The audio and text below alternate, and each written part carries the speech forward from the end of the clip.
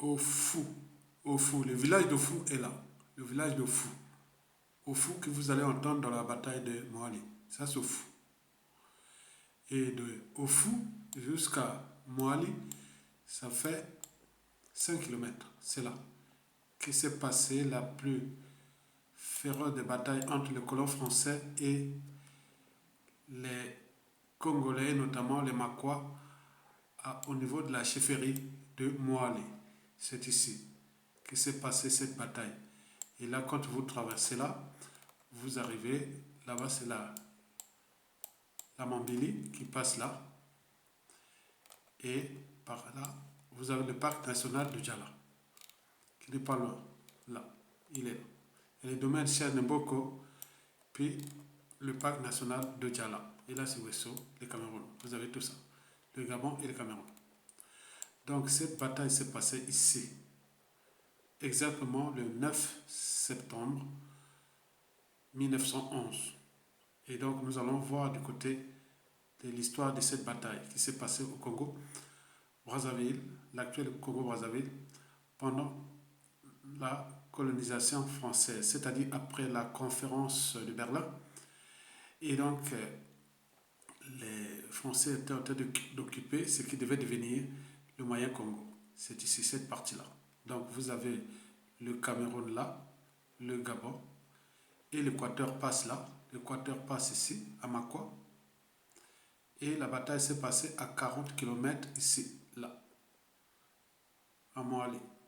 Et donc, vous allez suivre le contenu de cette bataille qui s'est passée au Congo-Brazzaville entre un certain Inimanidja.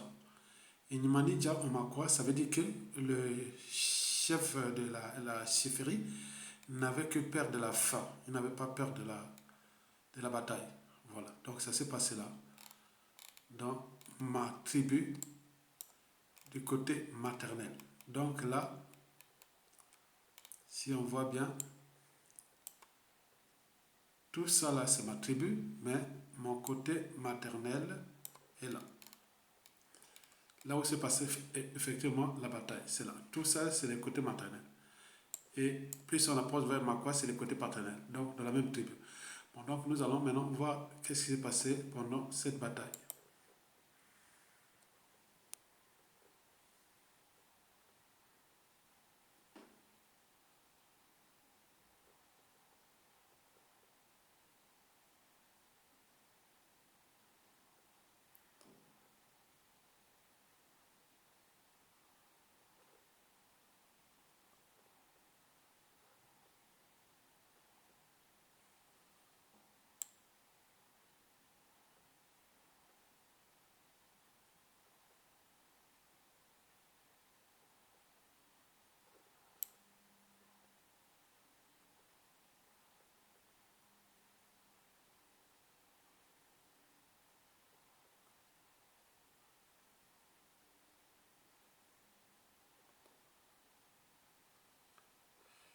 Je vous rappelle que Enimba Ninja fut mon arrière-grand-père côté maternel. Et là où s'est passée la bataille, c'est là où j'ai étudié, l'école primaire de Moali. Et donc là, on est au point de ma zone tribale, mais du côté maternel.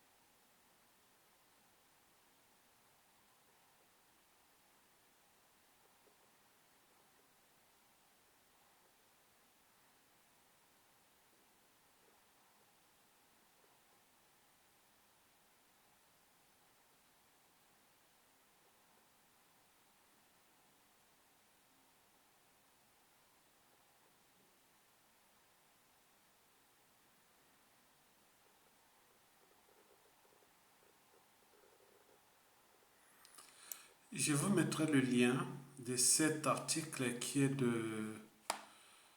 c'est un article de...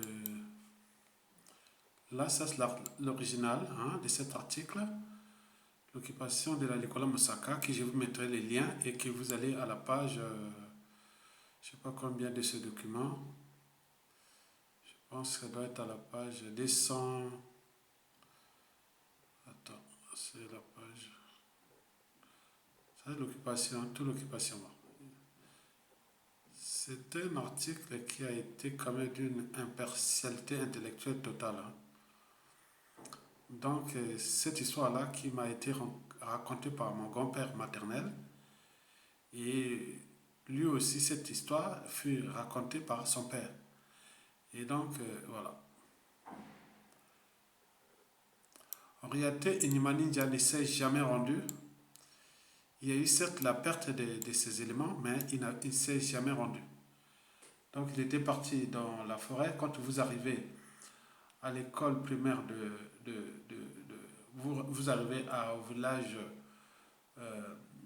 Moali là. Donc, si vous arrivez à Moali, vous verrez qu'il y a une école primaire qui est là. En face de cette école primaire là, c'est là où il y a une voie là, il serait parti là-bas. Avec tous ces éléments. Et fidèle, il ne s'était jamais rendu. Parce que bon, il y a eu des pertes. Bon, les armes qu'ils avaient, c'était les armes de l'esclavage et de la colonisation avant. Hein.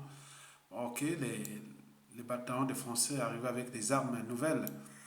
Donc, mais il y a eu vraiment des pertes. Bon, il ne s'est jamais rendu. Hein. Bon, après. Donc, vous pouvez voir, il y a un lien. Je cherche le lien de cet article-là que je vous donne l'endroit où j'ai pris cet article. C'est le premier quadrillage.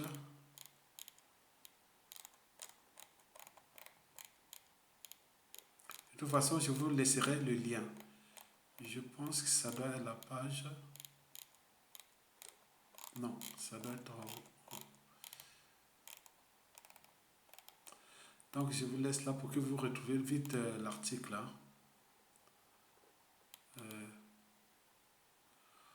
On parle même d'Engare déjà en 1911. Donc, il y avait déjà l'Engare. Engare, ce sont des Teke mélangés avec le Makwa.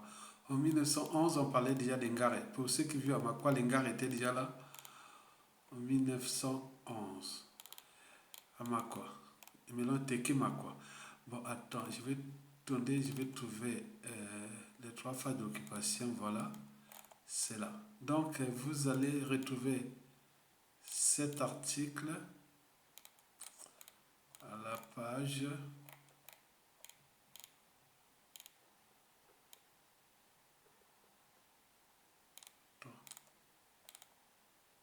Voilà. Je pense que j'ai trouvé ça. Page. Oui, c'est la page 285. Voilà. Page 285 à partir de ces liens. Donc, quand je vais vous laisser ces liens, vous allez retrouver cet article-là. Donc, pour la petite histoire, je vous montre là. Là, c'est Makwa.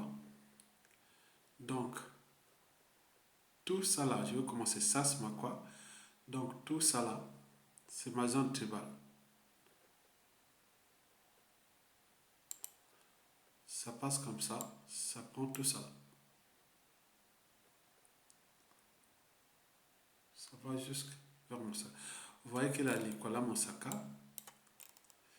qui passe là, c'est le 3e plus grand affluent du fleuve Congo, côté rive droite. Donc il prend cet affluent qui s'appelle la Nicolas Moussaka, prend source au Gabon.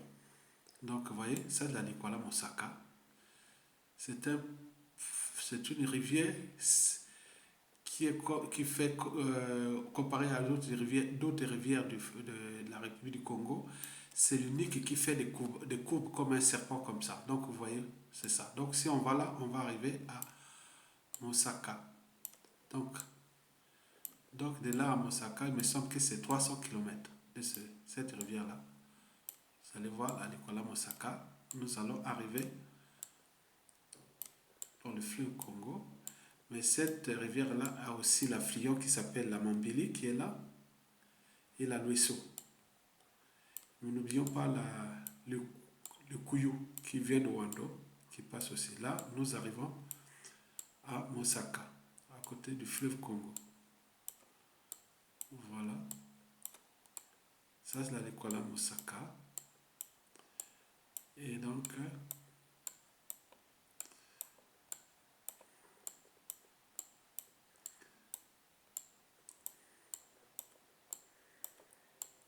on descend. Là, bientôt, on va arriver au fleuve Congo. Vous voyez que le fleuve, la rivière à ce niveau-là, il fait en largeur, hein, avant c'était, là, là, c'est 200 mètres de largeur. Vous voyez, là, c'est plus de 200 mètres de largeur. Donc la Likola Mosaka grossit avant d'arriver au fleuve Congo.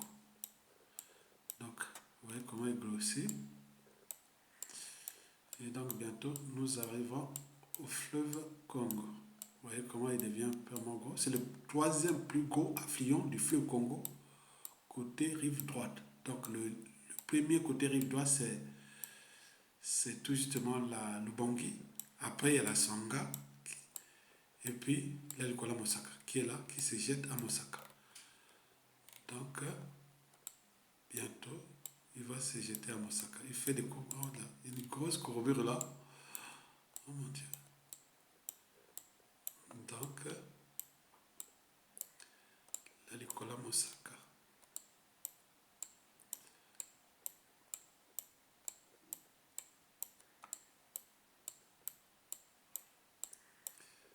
Donc,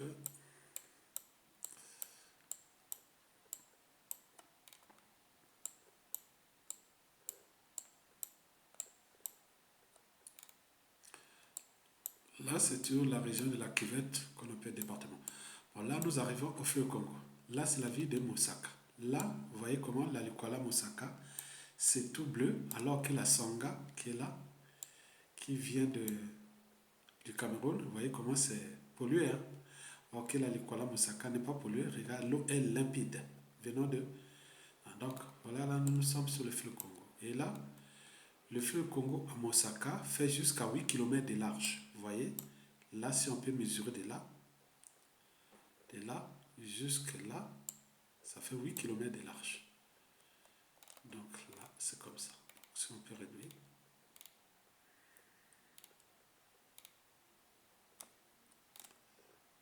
Sachant que le fleuve Congo est le deuxième fleuve le plus puissant du monde, après l'Amazonie. Et il est aussi le fleuve le plus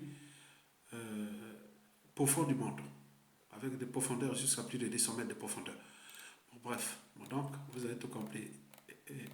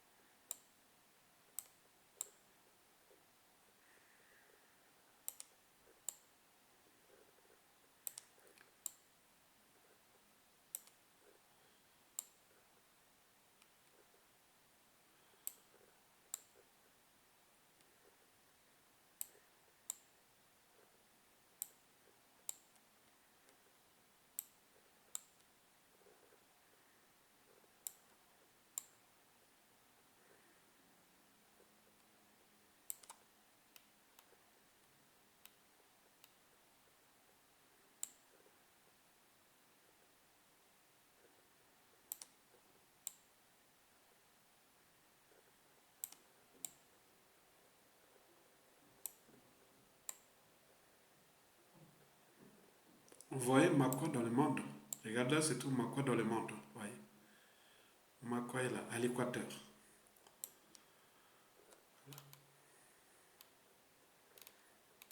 Récemment, il fait nuit à Makwa. Il est 22h30 à Paris, 22h30 à Makwa.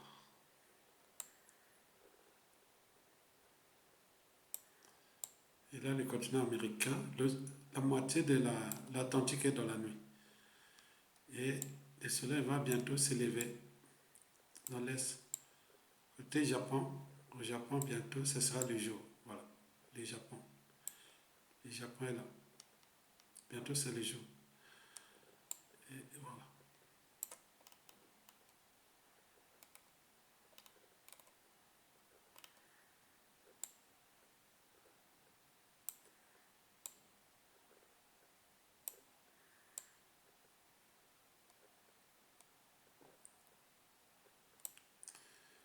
Le continent nord-américain, États-Unis, Canada, l'Amérique centrale, l'Amérique du Sud. Et donc, quand on traverse là, on arrive au Brésil. Du Congo, Brazzaville, on arrive au Brésil ici. Ça, c'est l'équateur. Vous avez tout compris et merci beaucoup. À bientôt.